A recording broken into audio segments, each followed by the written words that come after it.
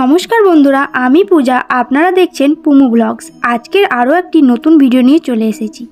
আজকের ভিডিওতে থাকবে পুরীর সাইট সিন, গুপ্ত বৃন্দাবন ও শ্রী শ্রী ওমকারেশ্বর মন্দির। তো চলুন ভিডিওটি শুরু করা যাক। তার আগে বলে রাখি বন্ধুরা, আপনারা কিভাবে যাবেন গুপ্ত বৃন্দাবন আর টোটো ভাড়ায় বা কত নেবে, তো তারই বিস্তারিত ভিডিও আজকের ভিডিওতে থাকবে। তো টোটো ভাড়া নেবে 350 টাকা, আপনাদেরকে ঘোরাবে 3 ঘন্টা, 3টে থেকে সন্ধ্যে 7টা পর্যন্ত।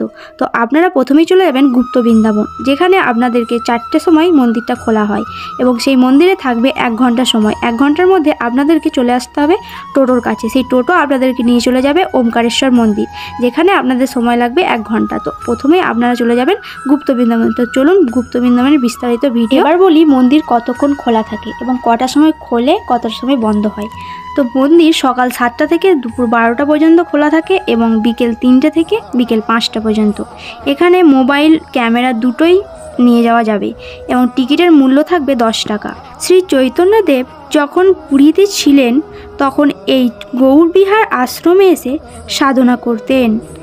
আশ্রমের প্রবেশ করেই যে দৃশ্য চোখে পড়ে একদম অন্যরকম। গাছগাছালিতে ভরা এক গ্রামীণ পরিবেশ রয়েছে। শ্রীকৃষ্ণের বিভিন্ন লীলা ফুটিয়ে তোলা হয়েছে শ্রীকৃষ্ণের সেই সুন্দর সুন্দর লীলাগুলিকে, যেমন গোপীদের বস্ত্রহরণ, বামন অবতার, কালীয়নাথ দমন ইত্যাদি বিভিন্ন পৌরাণিক গাথা। এই মন্দিরটিকে বলা হয় শ্রী গৌড়বিহার আশ্রম। এটি গুপ্ত বৃন্দাবন বা মাতা মঠ নামে বেশি পরিচিত। এটি গীতাঞ্জলি রোড, পুরীর উপকণ্ঠে রালিয়া পান্ডা হাউজিং রোড কলোনিতে অবস্থিত এবং শ্রী জগন্নাথ মন্দির পরিদর্শনকারী যে কোনো পর্যটক বা ভক্ত এখানে আসা একদম মিস করবেন না। এই মন্দিরটি প্রায় 150 বছর পুরনো এবং এইখানকার বিশেষত্ব হলো এখানের শৈশব ও বৈষ্ণব ধর্মের সমস্ত দেবদেবী পাওয়া যায়। সংক্ষেপে এটি একটি বিশাল অঞ্চলে সুশৃঙ্খলভাবে স্থাপন করা বিভিন্ন দেবতা এবং বিভিন্ন ভাস্কর্যের সমষ্টি, যাতে এটি মনোযোগ আকর্ষণ করে এবং এখানে আসা যে কোনো ভক্তের মনে পবিত্রতার অনুভূতি নিয়ে আসে। এই আশ্রমটি সাধু গৌরাঙ্গের নামে নামকরণ করা হয়েছে এবং তার সাধারণত বৈষ্ণব ঐতিহ্য অনুসরণ করত, কিন্তু কখনো শৈশব ধর্মের প্রতি বিরোধিতা করেননি। এখানে ভগবান জগন্নাথ, ভগবান রাম এবং ভগবান কৃষ্ণের একাধিক মূর্তি রয়েছে। একইভাবে শ্রীকৃষ্ণের ভজন গাওয়া মীরার একটি মূর্তিও পাওয়া যায়। বুদ্ধের একটি মূর্তি এবং এর পাশে বিশাল কালো শিবলিঙ্গম রয়েছে। রাম নাম জপ করতে থাকা হনুমানজির সোনালি রঙের একটি বিশাল মূর্তিও পাওয়া যায়। পুরো মন্দির প্রাঙ্গণে শ্রী গৌড়বিহার আধ্যাত্মিক চ্যারিটির ট্রাস্ট পুরীর দ্বারা পরিচালিত এবং রক্ষণাবেক্ষণ করেন। একটি মন্দির আছে যেখানে দেবী মহালক্ষ্মী তার ভক্তদের আশীর্বাদ করতে দেখতে পাওয়া যায়। এর পাশে রয়েছে গজেন্দ্র মুখের একটি প্রতিরূপ, যা ভগবান বিষ্ণুকে একটি কুমিরের হাত থেকে একটি হাতিকে বাঁচানোর লক্ষ্মী নৃসিংহের একটি রঙিন মূর্তি এই জায়গার আসল সৌন্দর্য। একটি নৌকা একটি হ্রদে ভেসে আসছে, যেখানে মীরা কৃষ্ণ ভজন গাইছেন এবং ভগবান কৃষ্ণ তার পাশে বসে আছেন। এরই সঙ্গে শিশু কৃষ্ণকে ডুবে গিয়ে একটি বিশাল পাতায় ভেসে উঠে দেখতে পাওয়া যায়। এছাড়াও দেবতারা এবং অসুরদের একটি বিশাল সম্পর্ককে ধরে বিশাল সমুদ্র মন্থনও দেখতে পাওয়া যায়। চলুন তাহলে আপনাদেরকে গুপ্ত বৃন্দাবনটিকে খুব সুন্দরভাবে ঘুরিয়ে দেখায়। আপনারা আনন্দ সহকারে দেখতে থাকুন।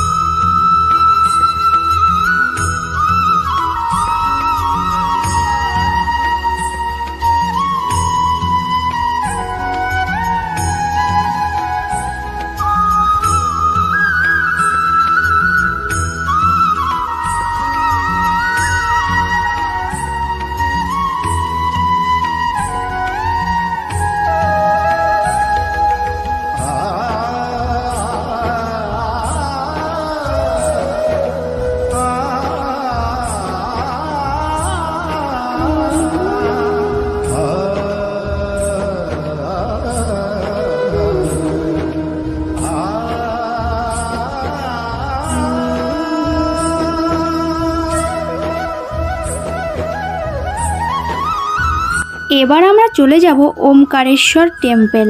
তো শ্রী ওমকারেশ্বর মন্দির পুরীর শহরের উপকণ্ঠে অবস্থিত। এই মন্দিরের প্রধান দেবতা হলেন শিব। মূল মন্দিরটি মেন রোডের থেকে প্রায় 100 মিটার দূরে।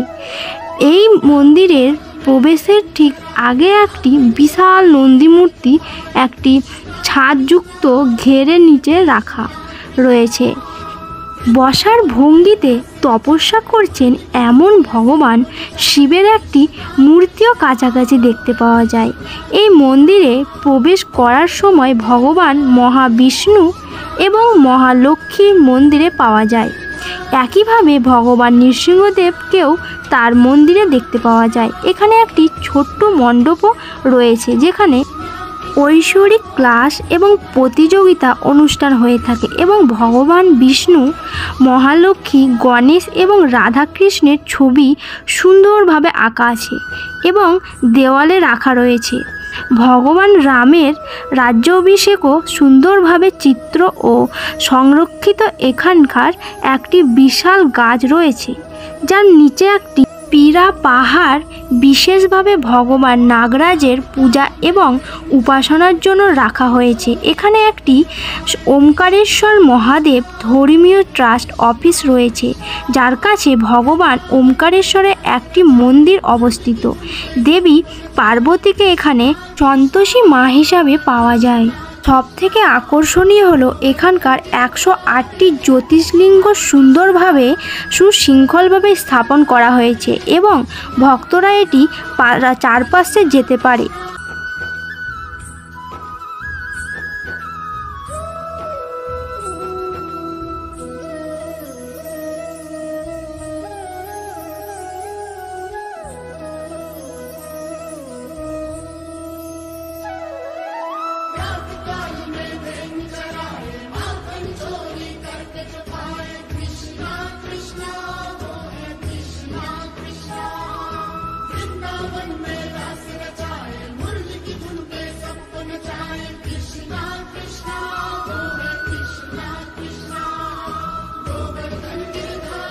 এখানে একটি কালচক্র চাকা স্থাপন করা হয়েছে। এই চাকাতে প্রার্থনা করলে তার মনস্কামনা পূর্ণ হয়ে থাকে। কাছাকাছি একটা বাগিচা বা একটা মন্দির বাগান রয়েছে যেখানে ভগবান কৃষ্ণ তার সহধর্মিণী দোলনায় বসে এবং এদিক ওদিক দোল খেতে দেখতে পাওয়া যায়। ভগবান জগন্নাথকে তার সহধর্মিণী এবং ভগবান বলরামের সাথে একটি উপমন্দির পাওয়া যায়।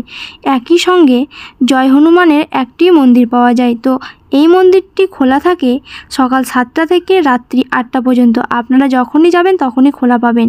রাত 8টা পর্যন্ত মন্দিরটা খোলা থাকে।